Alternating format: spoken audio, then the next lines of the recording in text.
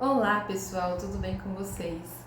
Esse vídeo eu vim para responder vocês sobre as dúvidas e questionamentos do meu primeiro vídeo do porquê eu saí da CCB. E antes de tudo eu quero me apresentar, eu sou a Letícia. Eu sei que acabou gerando umas dúvidas aí porque o meu perfil está como Senhora Xavier.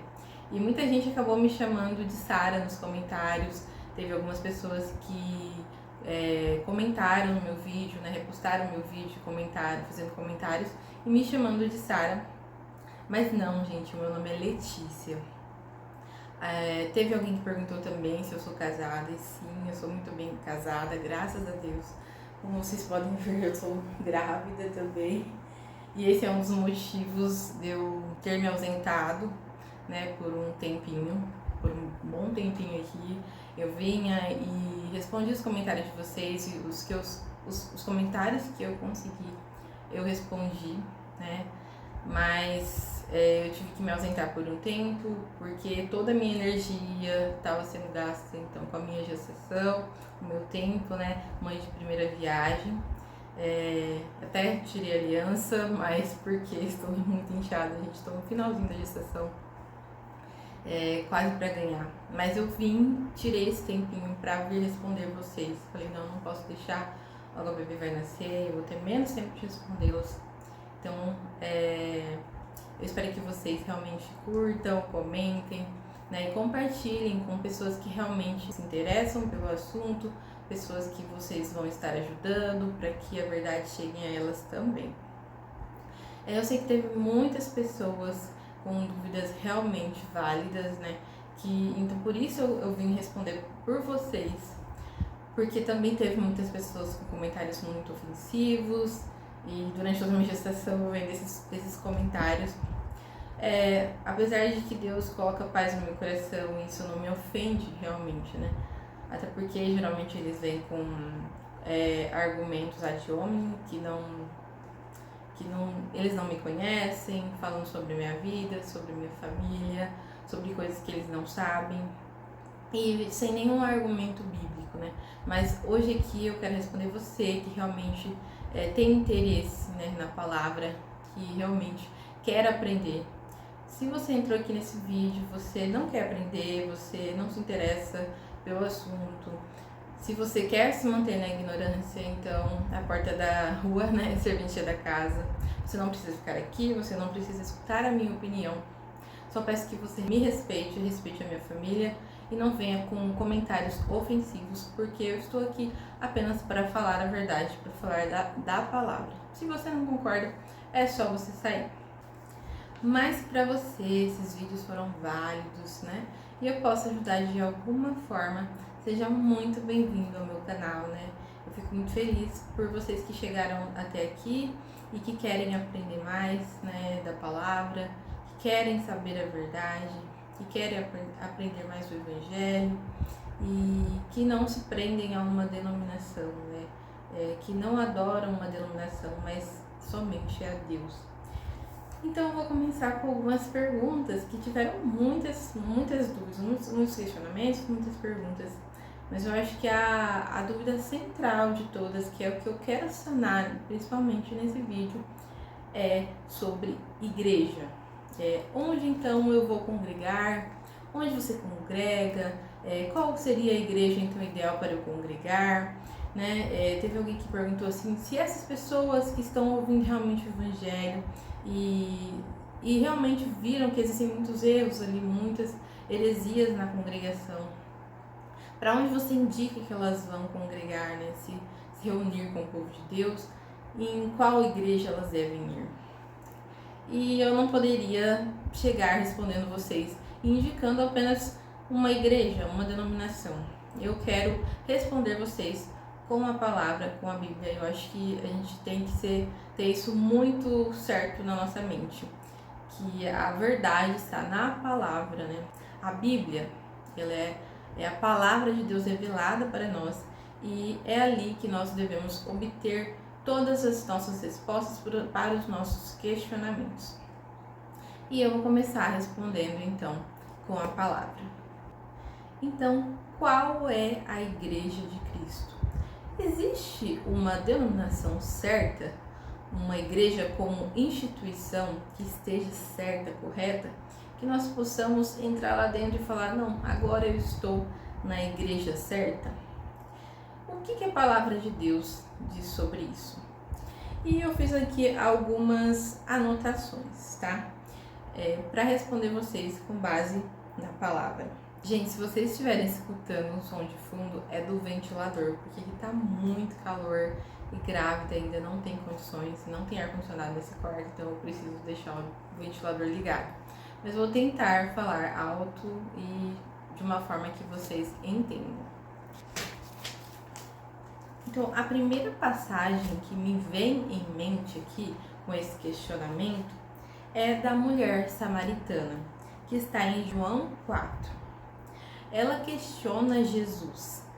Nossos antepassados adoraram neste monte, mas vocês, judeus, dizem que Jerusalém é o lugar onde se deve adorar. Ou seja, ela estava perguntando, onde que é o lugar certo de adoração?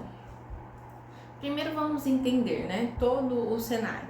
Então, Jesus encontra a mulher samaritana no poço, e ele começa a conversar com ela, né? Ela fica assim, encabulada, um homem judeu falando comigo, uma mulher samaritana. E o que se separava, né, esse povo judeu do povo samaritano? O povo samaritano, eles eram também descendentes de israelitas. Quando houve a divisão do reino do norte e o reino do sul, né, que seria Judá. E também é uma mistura. Então esse povo samaritano era o povo do reino do norte e uma mistura também com povos estrangeiros trazidos pelos assírios quando conquistaram Samaria. Eles, né, os samaritanos, eles mantiveram o Pentateuco, que são os 5 livros de Moisés, mas rejeitaram os livros proféticos, históricos e que vinham depois, né? Isso afere apenas na Torá, então. Eles só aceitavam esses livros.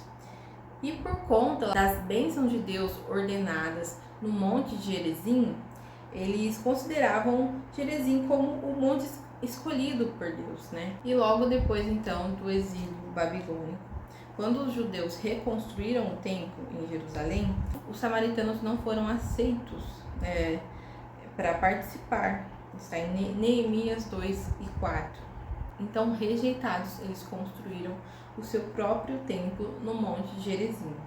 E aí eles consideravam, né, esse templo do Monte de Gerizim como o templo legítimo de adoração e não Jerusalém. Então, eles achavam que ali no Monte de Gerizim seria o local de culto e não Jerusalém. Isso separava, né, o povo samaritano do povo judeu, após a divisão ali dos reinos. Norte e sul. Então o questionamento dela era qual que é o verdadeiro lugar de adoração, então? E a resposta de Jesus foi: a hora vem e agora é em que os verdadeiros adoradores adorarão o Pai em espírito e em verdade.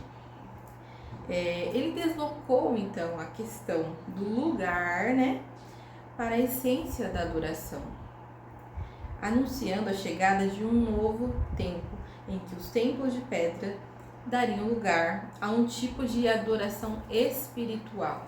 Deus é espírito e convém que o adoremos em espírito e em verdade. Ou seja, não existe um lugar certo para adorar a Deus, mas existe uma forma certa de adorar a Deus, uma forma certa de culto, que é em espírito e em verdade. E o que seria isso em espírito e em verdade? Adoração espiritual, né, em espírito, é a adoração em essência, é aquela adoração que nós fazemos em secreto, né, com a nossa vida e o próprio Deus. Nós não fazemos para mostrar para as pessoas, nós não de forma ritualística, mas de forma que seja de todo o nosso coração, em espírito e em verdade, que seja com a nossa vida, que nós o adoremos com todo o nosso ser, com toda a nossa vida, com toda a nossa essência. Em verdade, o que seria? Em João 17, versículo 17, Jesus vai dizer: Pai, santifica-os na verdade, a tua palavra é a verdade. Ou seja, a palavra de Deus, a Bíblia, ela é a palavra de Deus revelada. É Deus se revelando a nós. Por onde nós conhecemos a Deus, nós conhecemos o Evangelho, nós conhecemos a Jesus, nós conhecemos o Espírito Santo, nós conhecemos pela Bíblia, pelas Escrituras. Se não fossem as Escrituras, Deus provavelmente arrumaria algum outro jeito de se revelar a nós. Mas foi dessa forma que Ele escolheu para se revelar a nós.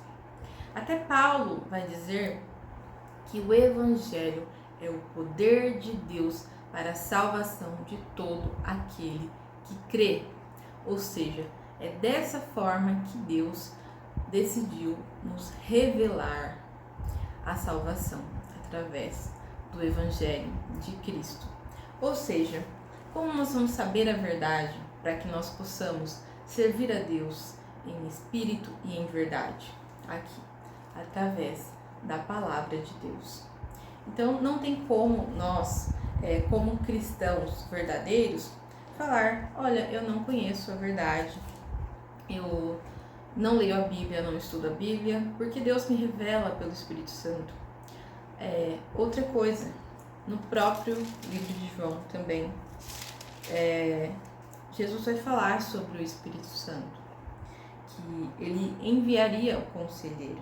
E quando ele vier, quando ele viesse, ele convenceria o mundo do pecado, da justiça e do juízo. Ou seja, esse seria o seu papel.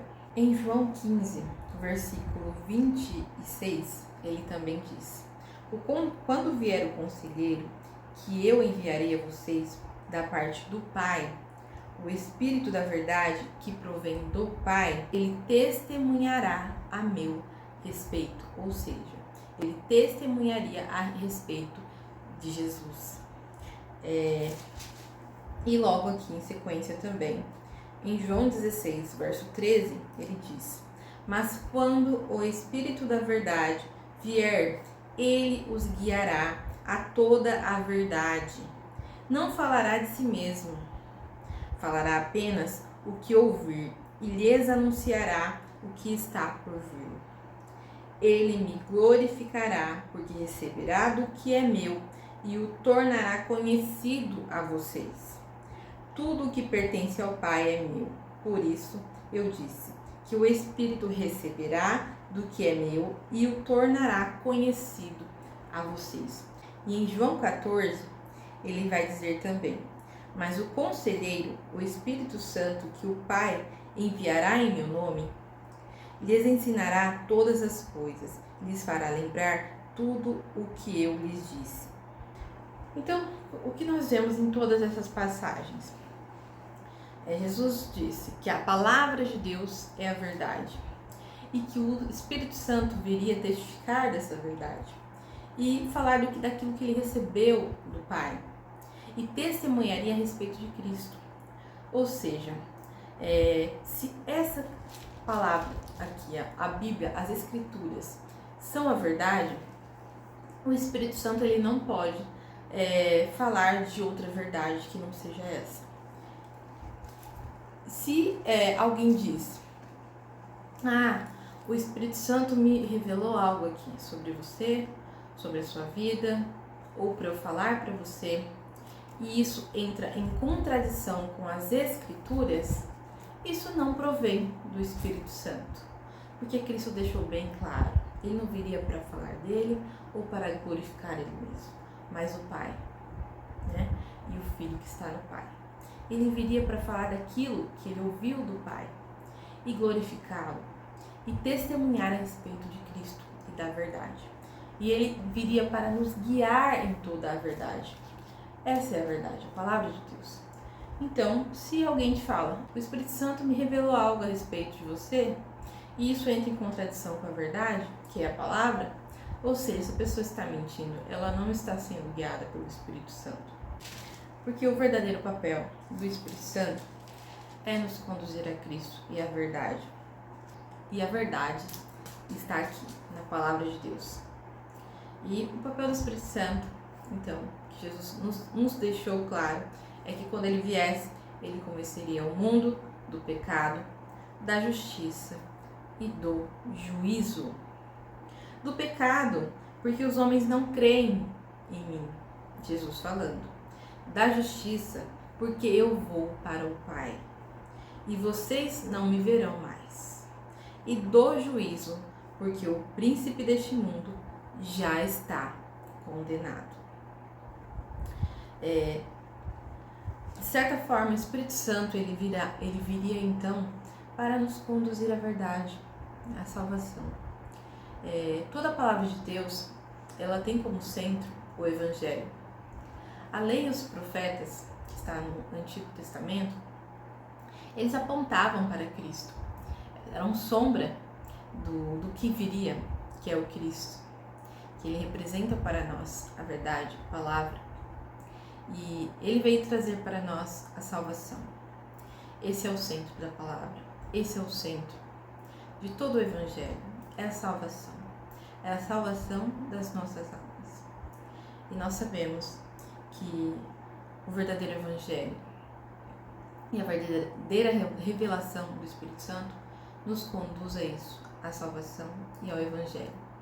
E não ao nosso ego, e não a profecias a respeito da nossa vida, para nos deixar prósperos, ricos, afortunados, para a cura de doenças, para a libertação, para a prosperidade.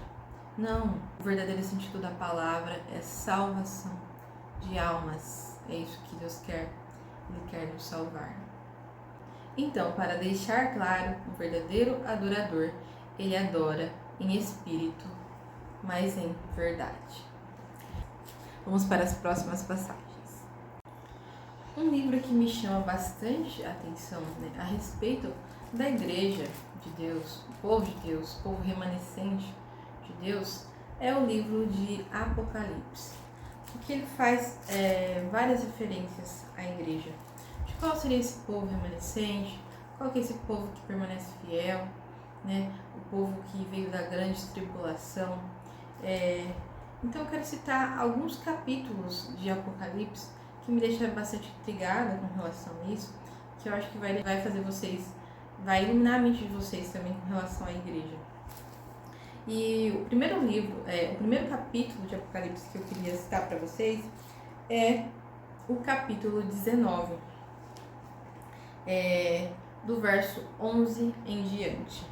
Vi os céus abertos e diante de mim um cavalo branco, cujo cavaleiro se chama Fiel e Verdadeiro. Ele julga e guerreia com justiça. Já no verso 13, está vestido com um manto tingido de sangue e o seu nome é Palavra de Deus. Em algumas traduções é o Verbo de Deus também. Nos lembramos lá de 1 João, No princípio era o Verbo e o Verbo era Deus. E nós sabemos que esse cavaleiro aqui, vestido com um manto tingido de sangue, vestido com justiça, o seu nome é a Palavra de Deus, é o próprio Cristo, que simboliza a Palavra de Deus. E dando sequência aqui, os exércitos dos céus o seguiam vestidos de linho fino, branco e puro, e montados em cavalos brancos. De sua boca sai uma espada afiada, com a qual ferirá as nações. Ele as governará com cetro de ferro. Note que ao mesmo tempo que fala de Cristo, está falando de Cristo, está falando também da palavra de Deus, porque Cristo ele é o centro da palavra. O Evangelho é o centro da palavra. O objetivo central da revelação de Deus para nós, está nas Escrituras, é o Evangelho, é o próprio Cristo. Agora no verso 16, em seu manto e em sua coxa está escrito este nome: Rei dos Reis e Senhor dos Senhores. E logo no verso 19 fala: Então vi a besta, os reis da terra e os seus exércitos reunidos para guerrearem contra aquele que está montado no cavalo e contra o seu exército, que é o seu povo. Mas a besta foi presa, e com ela o falso profeta, que havia realizado sinais milagrosos em nome dela, com os quais ele havia enganado os que receberam a marca da besta e adoraram a imagem dela. Os dois foram lançados vivos num lago de fogo que arde com enxofre. Os demais foram mortos com a espada que saía da boca daquele que está montado no cavalo. Essa passagem, ela me despertou, sabe? Porque ao mesmo tempo que fala do cavaleiro que reina com justiça, né? Tá falando de Cristo, e que ele é o Rei dos Reis, o Senhor dos Senhores, aqui cita ele também como a própria palavra de Deus.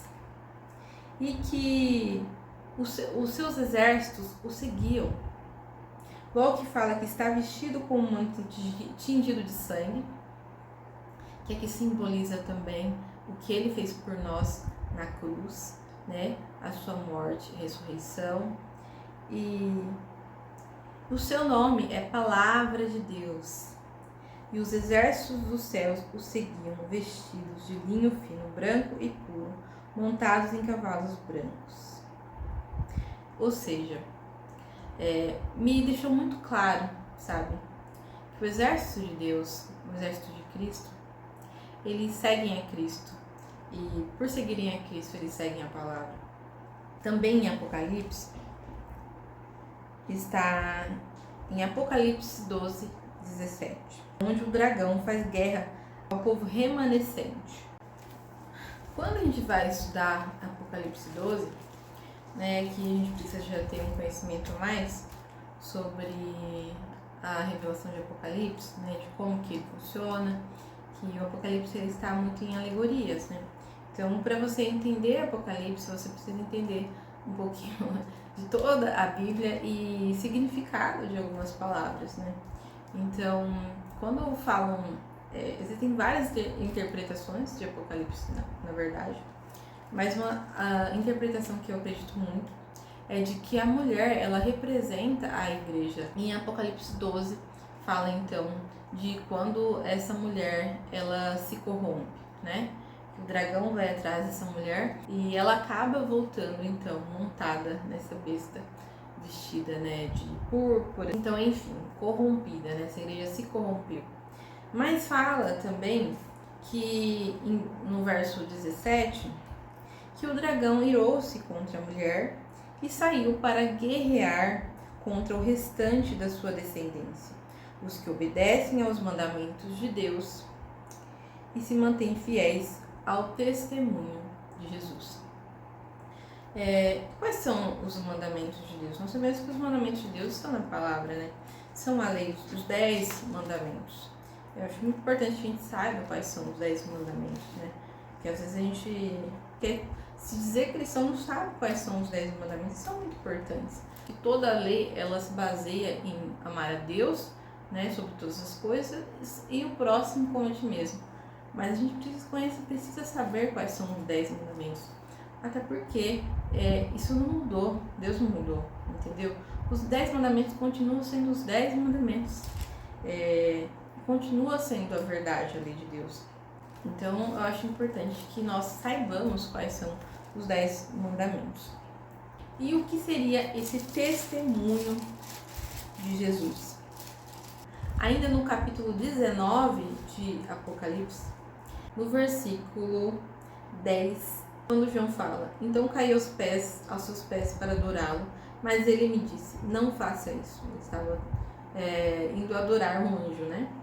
E o anjo respondeu, não faça isso, sou servo como você e como seus irmãos, que se mantêm fiéis ao testemunho de Jesus. Adore a Deus. O testemunho de Jesus é o espírito de profecia. Ou seja, se esse povo de Deus, esse povo remanescente, ele se mantém fiel, né, ao testemunho de Jesus, né, e obedece aos mandamentos de Deus, O que seria então esse testemunho de Cristo? Aqui fala que o testemunho de Jesus, ele é o espírito de profecia. O que nós sabemos hoje é que todas as profecias, né, toda a lei e os profetas, eles apontavam para Cristo. Cristo ele veio com o objetivo de redimir o povo de Deus. Esse é o testemunho de Cristo. É o próprio Evangelho. O que ele pediu para os seus discípulos fazerem era que eles fossem em todas as nações e pregassem aquele Evangelho. Quem crer e for batizado será salvo. Então, esse foi o pedido dele, que nós fôssemos em todas as nações e fizéssemos novos discípulos, pregando o Evangelho da salvação. Esse foi o objetivo de Cristo, de vir a essa terra para nos dar a salvação. Aqui está deixando muito claro que a profecia em si, ela é para testemunhar sobre Cristo e não para fazer profecia sobre a sua vida, adivinhações sobre o seu futuro, sobre como vai ser o seu futuro, o que você deve fazer, o que você não deve fazer. Isso é abominação a Deus. O que eu queria deixar claro, então, é que o povo de Deus, ele segue a palavra de Deus. Esse povo remanescente de Deus, ele segue a palavra de Deus, né? Que está representada na pessoa de Cristo. E ele é fiel, né? Obedece aos mandamentos de Deus e o testemunho de Cristo, que é o próprio Evangelho. Ou seja, se eu estou numa igreja onde as escrituras não são o foco central, onde não existe estímulo para que você aprenda a palavra, que você se dedique à leitura, ao estudo da palavra, existe alguma coisa errada. Porque o próprio Jesus falou: examinai das escrituras, porque elas testificam de mim, e cuidai de ter nelas a vida eterna. Então aqui que a gente aprende a verdade, é na palavra de Deus, são nas escrituras. O Espírito Santo, ele vem para nos guiar em toda essa verdade, iluminando a nossa mente, para que a gente entenda também a palavra, mas nunca fora dela. Então, se a gente está numa igreja, não incentiva o estudo bíblico, não incentiva a leitura bíblica, prega coisas fora da palavra, faz profecias fora da palavra, fala que o Espírito Santo vai fazer isso, faz aquilo, bola de fogo e não sei o que. Não tem nada aqui, não tem nada a ver com a palavra. Essa igreja provavelmente é uma seita. Essa igreja, ela não está seguindo o cavaleiro de branco. Porque é muito claro que quando você segue a Cristo, você segue a palavra. Se você não segue a palavra, você não segue a Cristo. E o povo remanescente de Deus, ele é fiel à verdade. Ele adora a Deus em espírito, mas também em verdade. Para você adorar a Deus em espírito, você precisa conhecer a verdade. E o povo remanescente de Deus, ele obedece os mandamentos de Deus, tá? E ele é fiel ao testemunho de Cristo, que é o Evangelho. E ele sabe da importância de se pregar o Evangelho, de se fazer novos discípulos, de não ficar preso a profecias da carne, de falar sobre sua vida, de buscar coisas dessa vida, de buscar cura, libertação, prosperidade, restauração no casamento, seja, sabe? O povo de Deus está preocupado em pregar o Evangelho, em falar a verdade, porque o Evangelho ele é completo, né? A pessoa, quando ela se depara com a verdade do Evangelho, ela é transformada. Quando ela realmente crê, ela recebe a mensagem do Evangelho, ela crê, aquela fé ela vai gerar transformação nela. Não é uma fé que se diz apenas, eu creio, como está escrito, crê até o demônio crer, né? Ele crê, se estremece, mas ele não segue a verdade.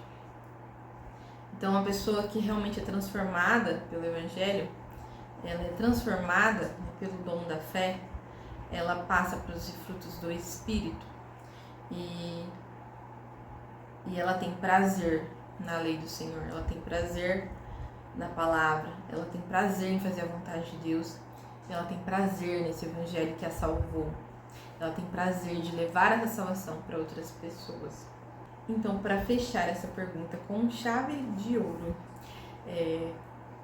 o primeiro ponto é: a verdadeira igreja não é um local, mas é um povo que adora a Deus em espírito e em verdade.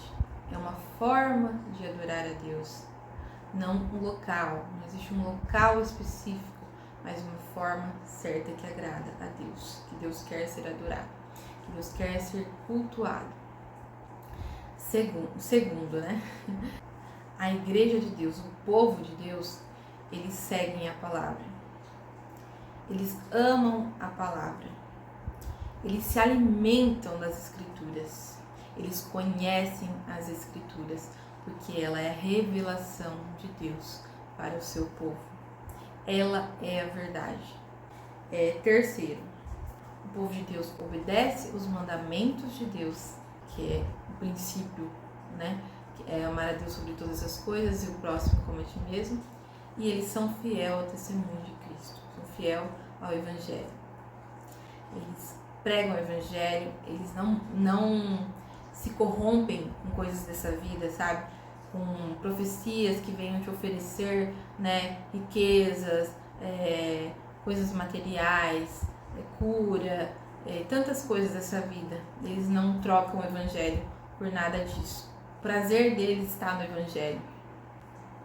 Então, se uma pessoa se diz cristã e tem prazer em ouvir profecias sobre sua vida, que levantam o seu ego, que fazem se sentir bem, mas não tem prazer em ouvir o Evangelho, a verdade sobre Cristo, né? Sobre a morte e ressurreição de Cristo, o que Ele fez por nós, essa pessoa ela não está sendo fiel ao testemunho de Cristo, ela está sendo fiel a ela mesma. Então, a verdadeira igreja de Deus, que é o povo de Deus, adora em espírito e em verdade, e não em um local específico. O povo de Deus segue a palavra de Deus, né? Os exércitos, eles seguem a palavra de Deus, conhece a verdade. E o povo de Deus obedece aos mandamentos de Deus e é fiel ao testemunho de Cristo. Essa é a verdadeira igreja de Deus, que não está fixa a um local, né, de culto, mas sim a uma forma de culto, como Deus quer ser adorado. Agora sim eu posso responder a vocês sobre qual igreja que eu frequento. Não estou indicando, repito mais uma vez, não estou aqui para indicar a igreja, porque acredito que muda muito, sabe? De um local para outro, né? De um pastor para outro, de pessoas para outras. Então eu não estou aqui para indicar a igreja. Mas atualmente eu congrego na Presbiteriana. É a igreja assim, mais bíblica que nós encontramos na nossa cidade. É uma igreja reformada, que valoriza, né, o conhecimento da palavra, que prega o Evangelho de forma fidedigna. Então, nós estamos contentes com ela dessa forma. Não estou dizendo que é a melhor igreja, a melhor denominação, que é a igreja como instituição, a igreja certa. Não. Eu não considero nenhuma igreja como sendo a instituição certa, nenhuma denominação sendo a certa. Como eu disse para vocês, não diz respeito a um lugar, né, uma instituição, mas é uma forma de adoração que Deus se agrada. E nós vamos na Presbiteriana, tem muitas coisas que eu não concordo com tudo também. E acho que todo cristão deve ser assim, né? Eles devem ser como os bereanos, citados por Paulo, que estão a todo momento olhando as escrituras para ver se realmente correspondem, né, com o que eles estão ouvindo ali dentro daquela igreja. Porque nós, como cristãos, nós temos essa responsabilidade de seguir a palavra, né? De amar a verdade. Jamais uma instituição, jamais, né, um pastor, de querer defender uma instituição, uma denominação, um pastor, né? Mas nós devemos defender com toda a nossa força, todo o nosso ser, nosso coração, a palavra de Deus, que ela é a verdade. Nós pregamos ali, né? Mas eu tenho alguns pontos que eu não concordo também, né?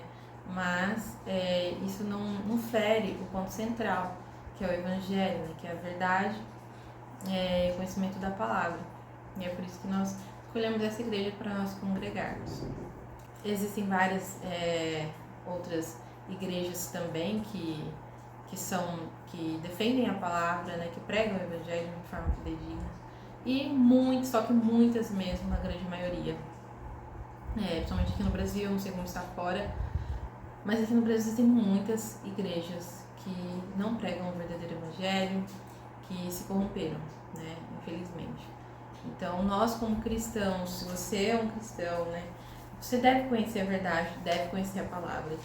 E você tem por obrigação, como responsabilidade sua, né, de escolher, de saber a verdade e de escolher uma boa igreja para você congregar. Você deve saber como escolher. Não vai ser eu, não vai ser outra pessoa que vai chegar em você e vai falar, olha, escolha essa igreja porque ela é isso. É claro que esses vídeos, eles nos ajudam a chegar à verdade, mas você precisa conhecer a verdade, né? Você precisa chegar à verdade por você mesmo, sabe? Você tem que estudar a palavra, ler as escrituras, pedir guia, discernimento de Deus, orar muito, orar, jejuar e pedir, né, o discernimento do Espírito Santo para que você conheça a verdade. E aí você vai entrar numa igreja e você vai saber se aquela igreja, ela realmente está sendo fiel a Deus. Se o que está sendo pregado lá dentro é a verdade, ou são mentiras, ou é um engano, falso ensino, são heresias. Você tem essa responsabilidade, a responsabilidade sua como cristão. E não vai ser eu que vou te indicar uma igreja e falar, ó, congrega nessa igreja que eu sei que ela vai ser a melhor para você. Não, é você que, como responsável, como cristão, você precisa conhecer a verdade e saber onde você pisa os seus pés, o que você está ouvindo e o que você não está ouvindo. E essa liberdade em Cristo, ela é muito boa, né? De você poder entrar em uma igreja e assistir o culto lá, né? E você escolher, eu quero ficar aqui, eu quero sair daqui ou não. Isso é uma liberdade, né? Se uma igreja ela te proíbe de conhecer outros lugares, de congregar em outros lugares, é uma seita, tá? Por exclusivismo, porque se ela te proíbe de ir em outros lugares, alguma coisa de errado tá ali, né? Porque ela não quer que você conheça a verdade, você conheça outros lugares, talvez seja melhor do que onde você está indo. Então, essa liberdade um cristão tem que ter, sabe? De ir numa igreja lá, assistir o culto, saber, ó, não, essa igreja, ela está boa pra mim ou não, né? Não só através de um culto você vai saber isso.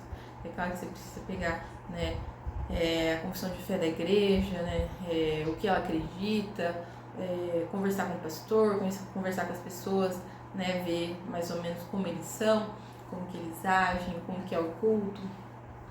Mas a confissão de fé também é muito importante, que é a doutrina, tudo que eles acreditam realmente, né, o que é pregado ali dentro. Então você precisa estudar isso, né, principalmente se você tem uma família, né, você é um pai de família, você é responsável por isso. Onde você leva seus filhos, onde você leva sua esposa, né, onde sua esposa vai com você também, e vocês precisam ter essa responsabilidade. É claro que das igrejas denominadas como reformadas, que são presbiterianas e batistas reformadas, que tem muitas que já não são, né, reformadas, você precisa ver como que está a confissão de fé, o que eles seguem e acreditam. Então são igrejas ainda que seguem a palavra, né, que amam o conhecimento da palavra, estudo bíblico, que focam realmente no evangelho, pregação é evangelho todos os dias, não é eu vou fazer isso na sua vida, não, é evangelho, é o centro da palavra, é Cristo, todo dia, né, a pregação. Então, são igrejas ainda melhores para você estar congregando, só que mesmo assim, você precisa conhecer essa igreja, saber se realmente eles estão pregando isso que eles dizem. Podem existir também algumas igrejas locais, igrejas que não sejam presbiterianas ou batistas reformadas, que seguem o evangelho, né? Então, vai muito de você conhecer. Eu não sou presa a uma denominação ou instituição específica, não gosto disso, porque a palavra de Deus é muito clara, não é o local, mas a forma de adorar a Deus. Tem uma pergunta também que fizeram, que se você saiu, né, de uma seita, da congregação, se você precisa se batizar novamente. Então aqui vai muito da sua consciência, né, do que você acredita. Eu, quando eu saí da congregação, eu não sabia de evangelho, eu não entendia evangelho antes, estando na congregação, né? Eu saí porque eu conheci o evangelho, entendeu? Então é claro que eu me batizei lá na congregação com 15 anos, eu não conhecia o evangelho. Eu queria fazer parte daquele povo, eu queria ser filha de Deus, entendeu? Mas eu não tinha o conhecimento real da palavra e do evangelho. Eu não sabia por que eu estava me batizando, eu não tinha me arrependido dos meus pecados, nem sabia. Eu falava, mas eu nunca pequei, até porque eles eram vistos apenas como pecado de morte, adultério, fornicação. Então, na minha cabeça, eu falava assim, eu vou me batizar para fazer parte do povo de Deus, mas eu nunca pequei. Então, na verdade, um batismo ele precisa, um batismo, né, de Cristo, ele precisa vir de arrependimento verdadeiro, arrependimento genuíno, né, e você crer no Evangelho. E isso não aconteceu comigo lá. Então, sim, eu me batizei novamente, tá? Eu me batizei na presbiteriana. E antes de vocês verem falar sobre batismo de imersão, de aspersão, eu realmente não acredito que a quantidade de água vai fazer diferença no meu batismo, até porque o verdadeiro batismo de Cristo é com o Espírito Santo, né? A água ela é simbólica, não é a quantidade que vai fazer diferença na minha vida, mas sim se eu me arrependi e criei no Evangelho. Mas João Batista disse, eu batizo com água para arrependimento, mas virá aquele que batizará com o Espírito Santo e com fogo, né? Então, a água ela simboliza, né, o arrependimento. Então, não acredito que haja diferença aí entre batismo por imersão ou aspersão, mas sim que eu já estava salvo a partir do momento que eu criei em Jesus Cristo. E o batismo foi a minha confissão de fé perante o povo de Deus.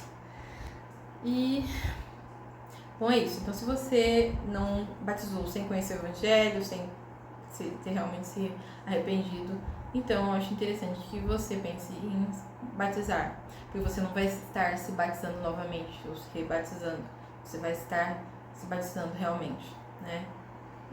Tem uma passagem até que Paulo, ele questiona,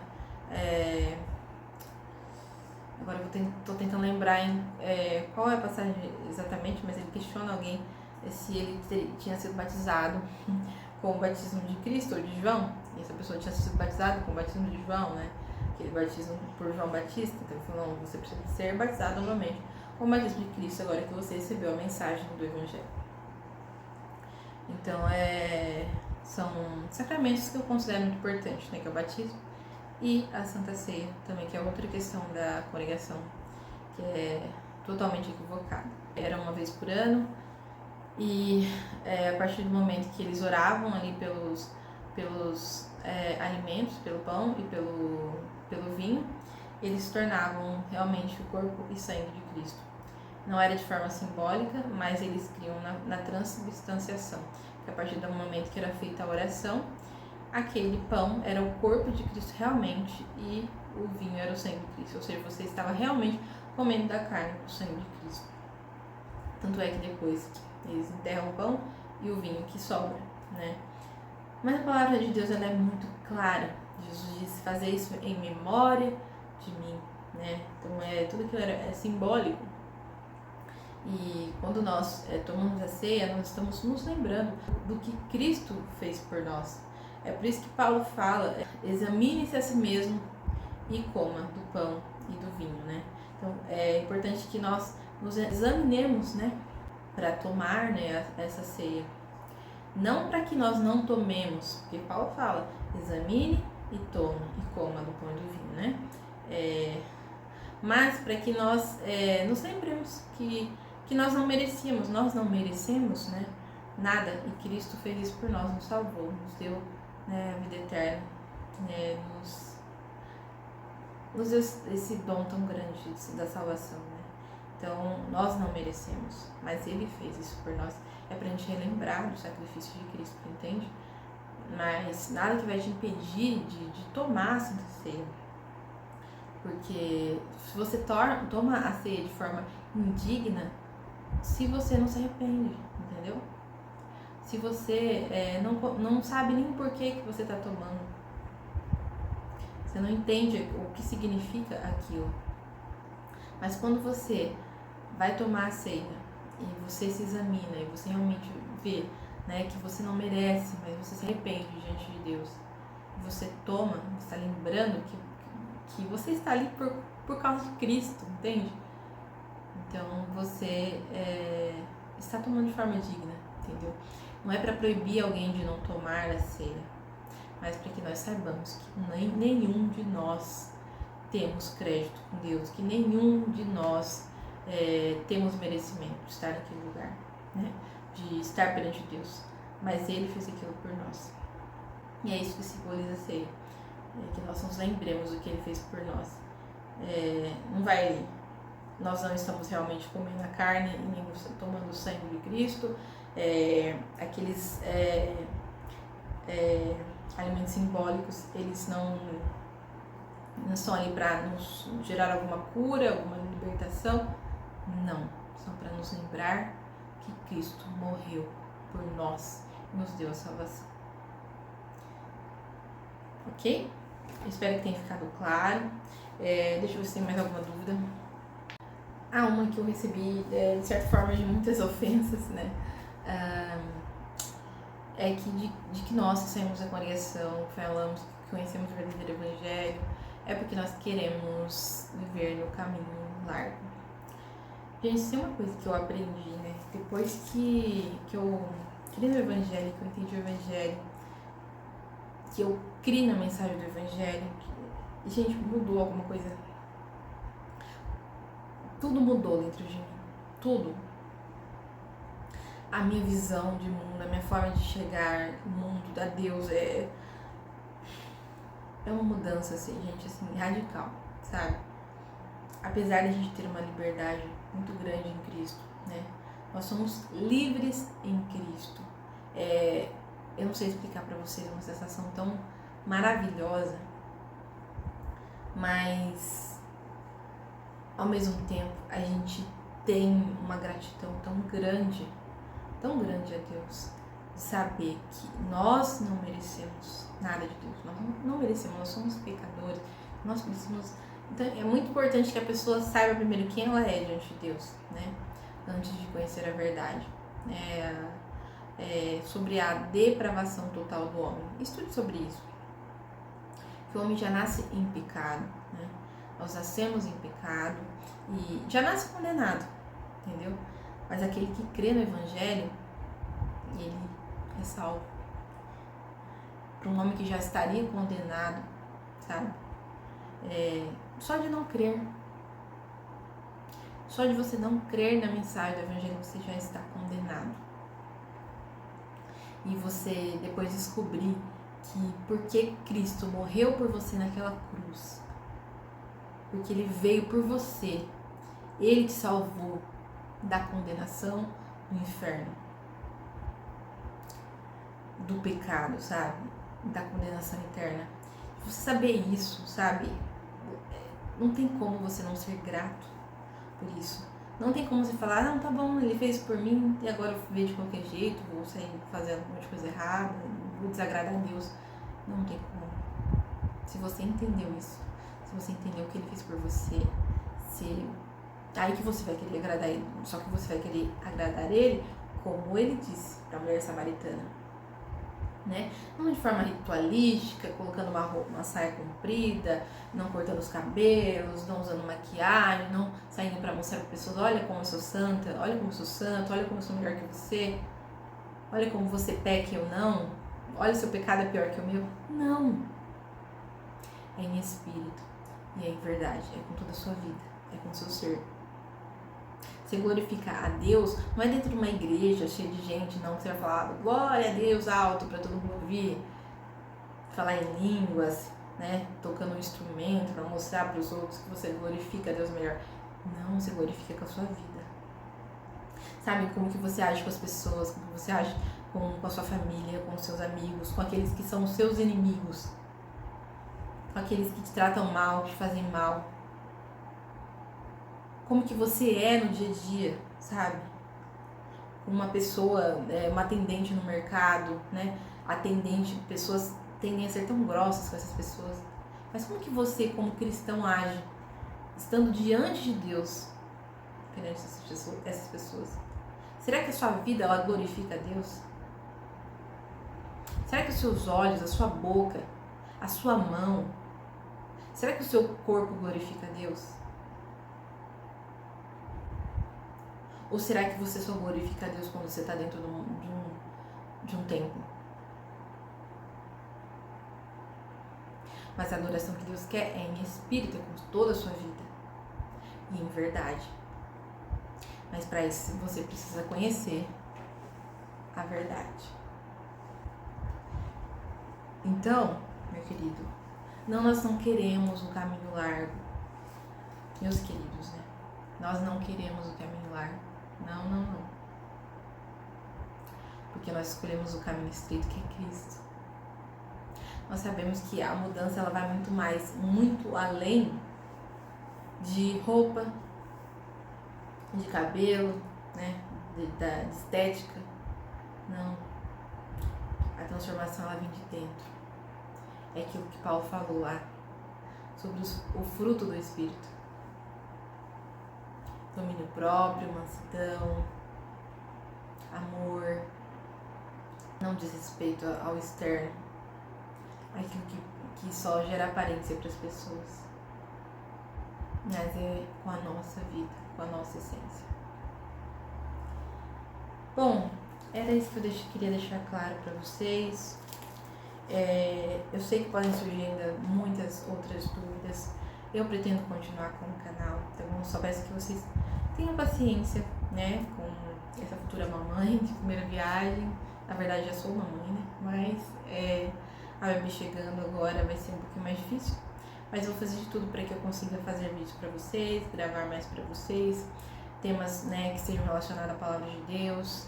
Eu gosto muito de falar sobre a palavra, sabe? E toda a nossa vida, né, tem assunto para tudo.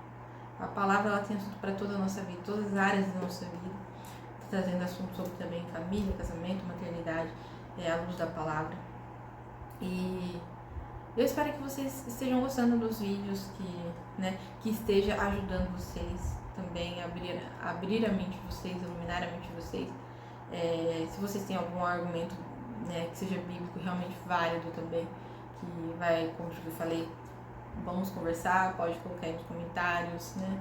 Se você tem alguma dúvida ainda, pode deixar no comentário também, que assim que der eu quero responder vocês também. Eu vou estar respondendo nos comentários. E assim que der eu volto com novos vídeos também. Teremos vídeos também de maternidade, né? Da nossa princesinha, mas sempre à luz da palavra. Sempre, que o objetivo é glorificar a Deus, né? Então, o objetivo do meu canal é para glorificar a Deus. Então sempre vai ser à luz da palavra. Bom, eu espero que tenha sido esse vídeo tenha sido muito proveitoso para vocês e que venha gerar bons frutos também na vida de vocês. É isso que eu espero. Então Deus abençoe a vida de vocês. Fiquem com Deus. Até mais.